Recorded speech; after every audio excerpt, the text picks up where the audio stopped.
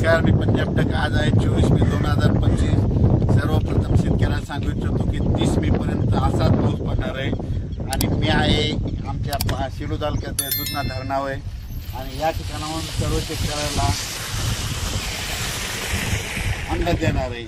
तर हे आहे दुधना धरण, आमच्या शिरू तालुक्यातलं दुधना धरण आहे. आणि या ठिकाणून माझ्या महाराष्ट्रातल्या शेतकऱ्याला अंदाज देणार आहे की राज्यामध्ये 30 तारखेपर्यंत असाच भाग बदलत पाऊस पडणार आहे, म्हणून हा अंदाज लक्षात येतात. पण राज्यात सांगायचं झालं तर सर्व शेतकऱ्यांसाठी आनंदाची बातमी, 1, 2, 3 जूनला राज्यात सूर्यदर्शन होणार आहे. पाऊस विश्रांती घेणार नाही, वरून राजा रजेवर जाणार आहे, म्हणून हा अंदाज लक्षात घ्यायचा.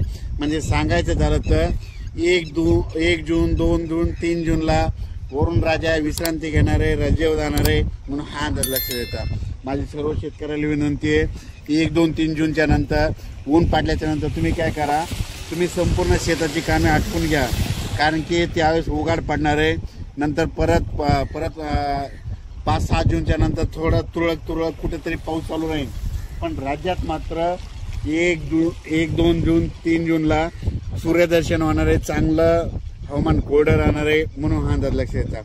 पण राज्यात मात्र आता 27, 28 आणि 29 मेला म्हणतं ठिकठिकाणी मुसळधार पाऊस पडणार आहे, भाग बदलत पडणार आहे, म्हणून हा अंदाज लक्षात येतात. राज्यात दररोज वेगवेगळ्या भागात 2-2 दिवस पाऊस मुक्काम करत जाणार आहे, म्हणून हा अंदाज लक्षात येतात.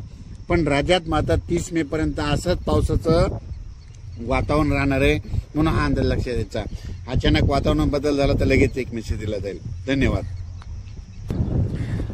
हे पाहू शकता, हे आमचं दुधना धरण आहे, म्हणजे सेलू तालुक्यातील लहान भाग होणार आहे. आमचं हे धरण आहे आणि या धरणात देखील पाणी यायला सुरुवात झाली, पाहू शकता.